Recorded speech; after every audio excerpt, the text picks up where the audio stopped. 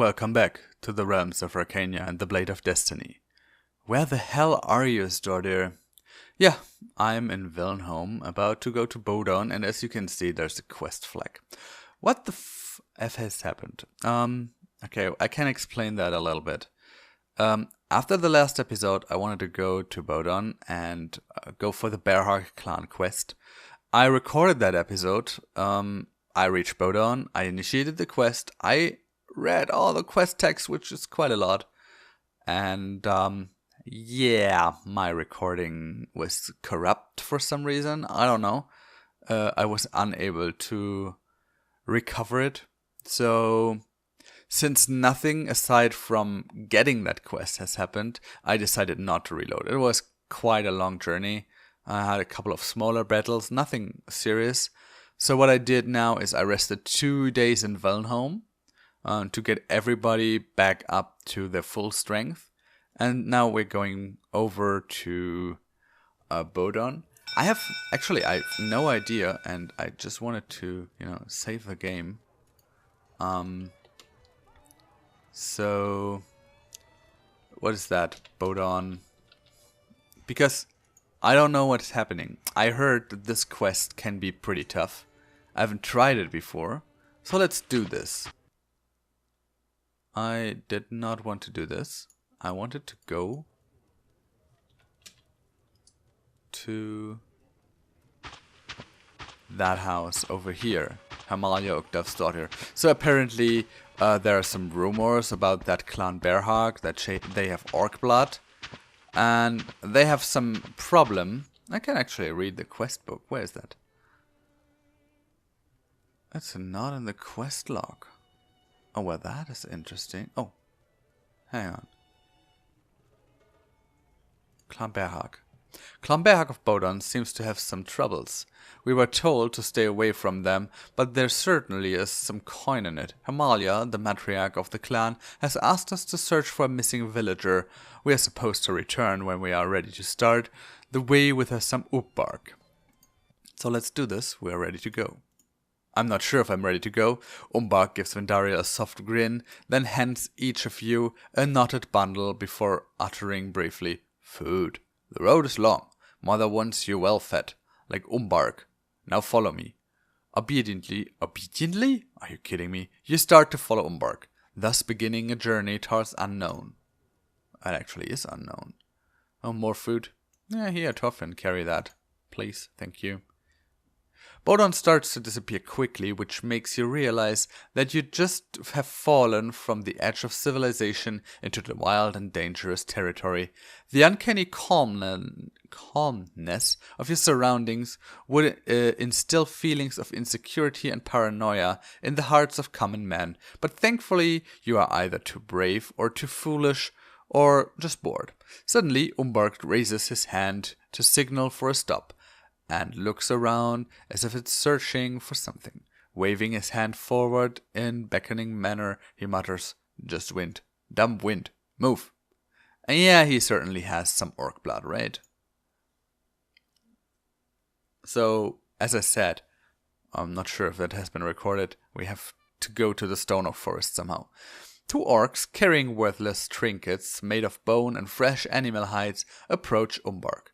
At first, Bark's hand goes to his axe, but for some reason, he starts to laugh loudly. The larger one attempts to punch Bark, but he ducks before the black fist and delivers a solid counterpunch to the gut. The orc coughs a few times and lets out a snarl. The smaller one pats the larger orc on the back and speaks to Bark in a snarling, rasping language, with some familiar sounding words mixed in, then hands Bark a wineskin. Bark smirks and speaks back in the same manner, then takes a gulp from the wineskin before handing it back. As if nothing happened, Bark turns to you while the orcs move on their way.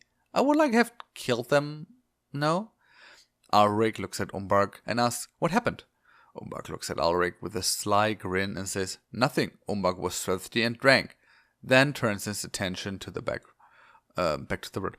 Honestly, I don't like that. This is real railroading. Ugh. Chin was hungry and has eaten something. Yeah, that's fine. So let's make a break here. I will send, of course, Vindariel for some food and give it to Thorfinn again. Can deal with it. Kaya, get me some herbs. But you can't find any. That's unfortunate. When her cozy sitting around the fire later, a person comes. When her cozy? That doesn't make sense. Comes to your camp, which call from a distance. Let a lonely hiker down by your fire. He steps into the light and you recognize a Thorvaler, which introduces himself as Laske Thinmar's son. He asks you to have a seat by the fire and spend the night among you. This request you will not refuse the man and agrees. During the conversation around the campfire, tells the man the following note. The herbalist can tell you more about herbs. Oh, really? It would not have appeared to me. Sorry, but that is rare knowledge, dude. Are you kidding me? Okay, let's keep going. That was really stupid. As you approach a dilapidated town, what is that word? Umberg stops and shakes his head with a grin smile. Umberg returns. Cannot go any further. Sacred land, and mother is away. No mother, no Orkun, no Umberg. For Umberg. Without a hesitation, he turns his back to you and determinedly moves away. You watch as Umberg leaves down the road without looking back even a moment. Vindariel shrugs her shoulders and mutters, "Guess we'd better be on our way." Then you take the path which goes straight to the heart of the decaying town.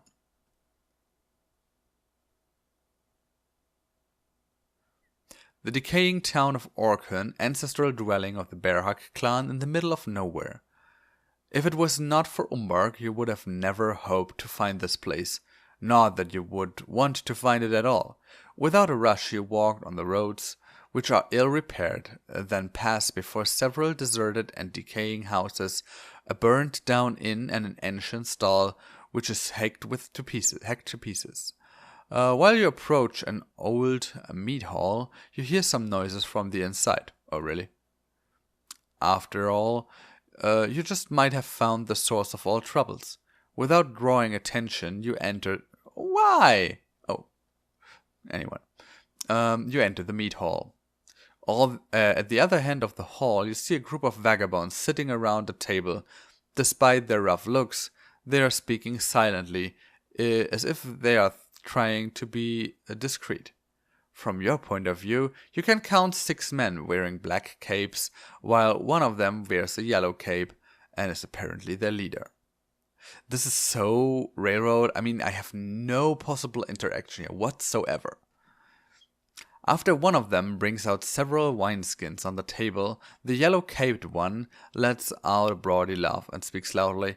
"You swine! I knew you were hiding something from your visit to that poor merchant's cart." The other man grins lightly and adds, "I still mourn for the girl. She resisted and whined too much. I had to silence her before finishing my job. She could have been a treat for all of us." In a fakely somber tone. Okay, he's an asshole, basically. Yeah. The bandits continue to eat, drink, and laugh without giving any heed to their surroundings. Apparently, they are quite convinced that they are alone here. Vindariel mutters, "The love of that yellow-caped fellow alone is enough to scare gullible villagers," softly before taking a hostile stance, ready to charge. "We should attack directly and catch them off guard," suggests Vindariel. "Or we eliminate the yellow-caped with a well-placed blow to the head. This could be enough to intimidate the others. After all, we have no reason to exert ourselves," says Cherine, while Thorfinn murmurs, "Why not just leave them alone? They may be bandits, but is it worth the effort at all? I could assassinate the bandit leader or charge. And I think I will try to assassinate the guy. Who should assassinate the yellow-caped man? I think that's a job for Vindariel, actually. Vindariel tries to move through the shadows of this old meat hall while making no much noise. Before she could approach the yellow-caped man, the bandit who brought the wineskins out, "Who the hell are you? This place was supposed to be deserted." Reflexively, the yellow-caped man turns around with a fast swing of his sword. which opens a lethal wound on Vendariel, who takes several steps back. Oh, great. Oh, look at this! Suddenly, the others rush towards the table and take a protective position around Vendariel. The yellow-caped man smirks. Guess we have some visitors after all. Well, that is not a good... No. Parry fumble? Oh, that's what you need, right? In a situation like that. Oh.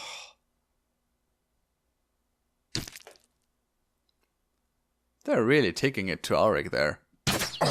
Oh, come on. It's good now. He's gonna die. Okay. I need to free him up somehow.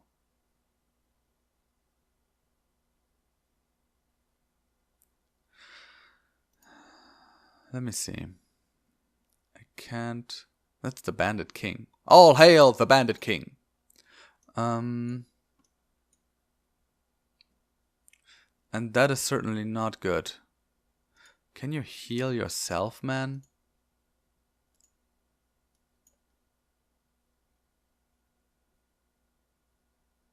$18. Balm of healing. Okay, that worked out. Let me free you up. Okay. You attack the Bandit King. That's fine. 11. And you, please, go here. So I only have these two to worry about. Oh. Okay. That was not good. Auric needs to... Oh, I can't even heal her anymore. Wow. That fell apart really quick. I think I'm gonna lose Vendariel here. You go back over here. I cannot heal her. That sucks. So Vendariel will probably die of the poison.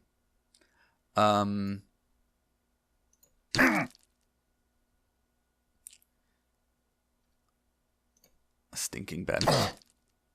Good. So Arbash, you charge.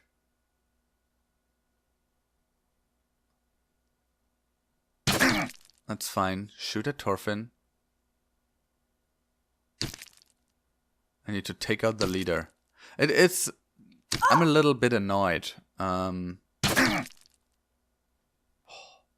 So Vendariel will die by the poison. There's no way to circumvent that. That's 4 hit points, and I can't heal her with basically nothing. So I think I'm going to dominate this guy next round. This is such a... I can't do anything here.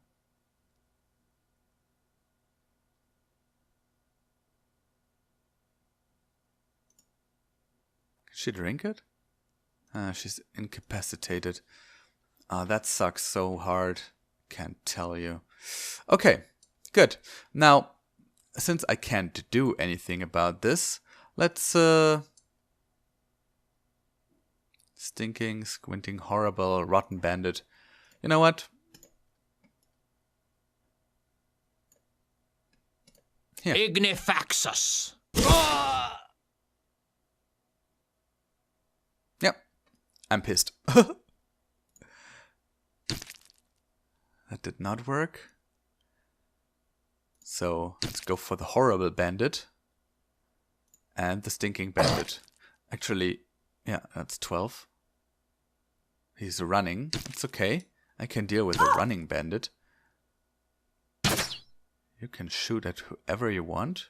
It's fine. Just shoot at Torfin. You can deal with it. So, I will dominate this guy now. Be my friend. I will probably have to return to Thorval if Vendariel dies.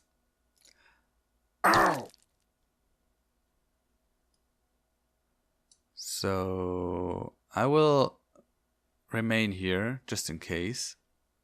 Maybe I can save her after the battle, but she's unconscious and poisoned. And that never is a good combination. He parried. But he can only do that once. Yeah, there she is. She's dead. Oh. I hate that. You know how far it is to Thorval? That's like a week journey. Lightning find you! Should have charged, right? I should have charged. Well, there's nothing I can do about it now. I'm just not convinced that this is the end of this quest, actually. It's just a lot of talking and one battle? That doesn't seem to be right. Yeah, that's fine. Shoot at Thorfinn. He can take it. 48 hit points. That's good. Still 48.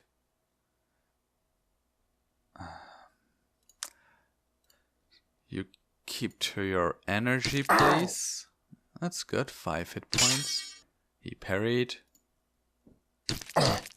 And another hit by Arbush. I don't like that. I don't like that at all.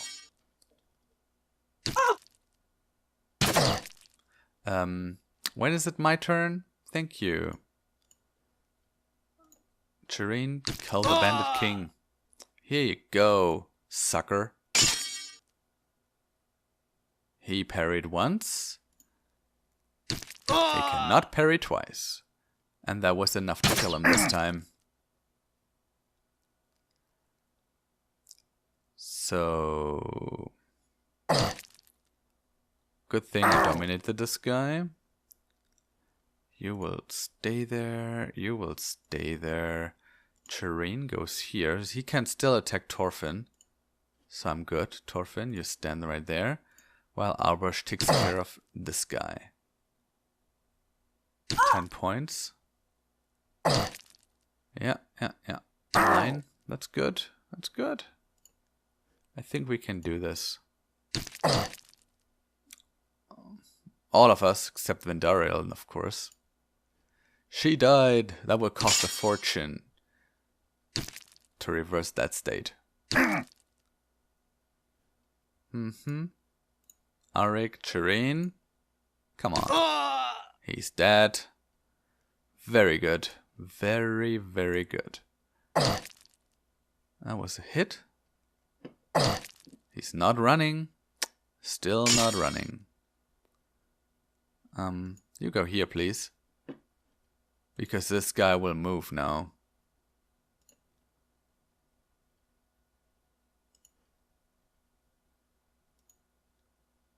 Shireen. Thorfinn, you go here. You go here. So he should be able to not do anything at all because he's dead. Oh yeah, right. I still got the other bandit. That's fine. Let's just take care of him as well. 13 and Arbush. 9. Thorfinn can attack next round. So let me just calculate the rest without magic. 6 points. As the last bandit falls before your might, your chests swell in pride for showing your prowess against these villains. I'm actually more concerned about Vindar. Anyway, suddenly a chill makes you all shiver, and an ominous sound lures you out of the meat hall towards the graveyard. I got a couple of swords. I don't really care. Normally, a graveyard would be somber and tasteless place to walk into, but considering the state of the buildings you've just passed, the graveyard looks better than the rest of the town. Several graves are scattered around a taller structure, which looks like an entrance to a crypt. A vague, shifting white silhouette floats around the structure in erratic patterns as you disturbed by your approach to the crypt. The white silhouette slowly descends down, weaving an unnatural mist around you. It takes a few seconds, then the mist starts to concentrate itself before the broken iron doors of the crypt, forming into the shape of a humanoid. With every passing second, the shape becomes more coherent than before, till it looks like a rough outline of a Thorvalian man. Recovering from the spectacular appearance of the ghost, you remember your duty. Kaya examines the humanoid shape for a few seconds before she turns back to the others. Not every ghost is dangerous like the stories. They are normally crafted by parents to scare their children with vengeful or possessing ghosts that do to others nothing but evil. But in reality, many of them, let it be vengeful or benevolent, have their own agenda or some unfinished business. In that light, we should not approach the matter in prejudice, explains Kaya in a calm voice before adding, of course, this one very well might be the cause of our problem. Let's try to communicate. Kaya waves his hand, really, and calls out to the ghost. Who are you? What are you doing here? With the hope of the supernatural creature might understand, 2 sockets on the head of the silhouette turn towards Kaya, and another socket appears below them, possibly the mouth of a Thorvalian. All you hear is an eerie clamor along a cacophony of several different voices, ringing from a small boy to an old woman. Yet it is not possible to identify the words. The ghost floats up slightly before an extension comes forth from his right arm in the form of a crude hand and fingers. The hand points towards the entrance of the crypt. Then the ghost lets out a shrill cry, which makes it disperse slowly, covering the graveyard with a thicker mist than before. So I now have to enter the crypt, and I can't do anything about this. Can I turn back? I think I can. Yeah. Question is, can I return? And I will find that out in the next episode. I'm a little frustrated right now. Vindariel is dead. I will have to take care of this in Thorval. There's no way around that. And then I will return to the crypt, hopefully. Thank you for watching this episode. It's been a little different. Luckily, I saved. I do not really want to reload. If I do, it will be transparent for you guys. I will heal up Vindariel. That will cost a lot of money. Will take 2 weeks of travel. And then I will get back to you. Thank you for watching. Until the next episode of the Realms of Arkania and the Blade of Destiny. I'm Stordyr. See you then. Bye.